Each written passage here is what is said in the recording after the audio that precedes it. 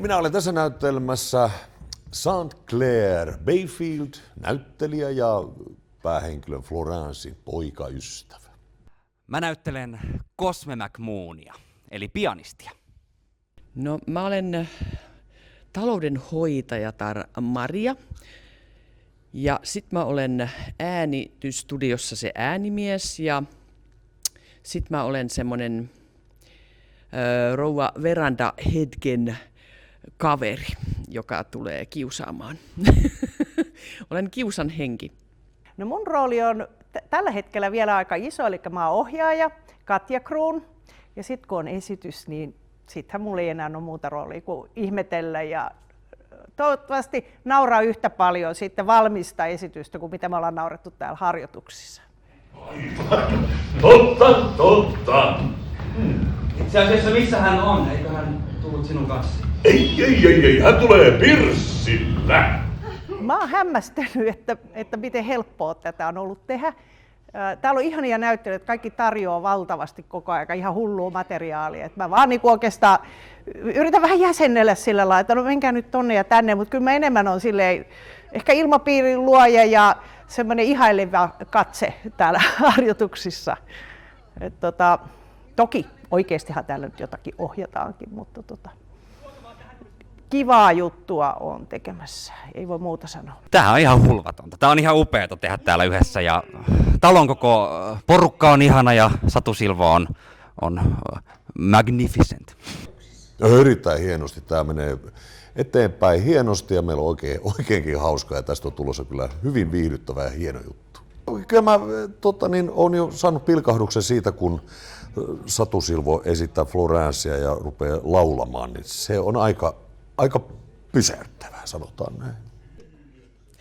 No erikoista on ollut se, että tämä Maria on siis meksikolainen ja hän puhuu pelkästään espanjaa. Joten mun pitää näyttelijänä opetella espanjan kieltä. Pitää kantaa näyte. Hablo solo español. Ahora rezamos. Mun mielestä tässä teoksessa lemppariasia tai kaunein asia on se semmoinen vilpittömyys ja elämän ilo, semmoinen rohkeus ja avoimuus elämää kohtaan. Sanotaan, että lemppari oli heti alussa, kun Satu Silvo ja Alvari Stenbeck saatiin tähän kästettyä. Ja silloin kun mä näin ne ekan kerran yhdessä, mä täysin, että nyt on niin kuin napakymppi, että nämä kaksi henkilöä natsaa niin hyvin. Ja sitten tämä talon oma väki on ihan täydellinen porukka tähän, että ei olisi parempaa niin kuin roolitusta voinut tehdä ja loppuhan on tunnetusti vaan kakun syöntiä. Saa yrittää ja laittaa itsensä peliin, vaikka ei ole niin täydellinen. Ja sitä kautta tuleekin yhtäkkiä valtavasti rakkautta ja semmoinen iso tärkeä yhteisö syntyy. Ja mä toivon, että se tapahtuisi täällä esityksessä, että voisi ajatella välillä ihania asioita, niitä asioita, mitkä elämässä oikeasti tekee niin kuin elämisestä, elämisen arvoista ja kaunista ja suloista, lämmintä ja hellää. Ja sitä haetaan. Koska elävä teatteri on aina hienoa ja suuremmoista tulee olemaan lämmin, kiva ja hauska näytelmä.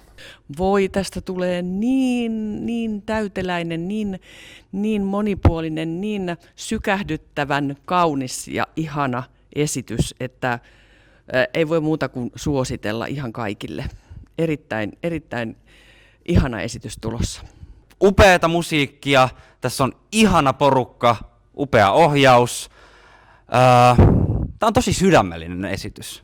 Tästä jää niin kuin, tai voisin kuvitella, että tästä jää tosi lämmin ja ihana fiilis. Sitten lokakuussa, kun on jo vähän pimeämpää.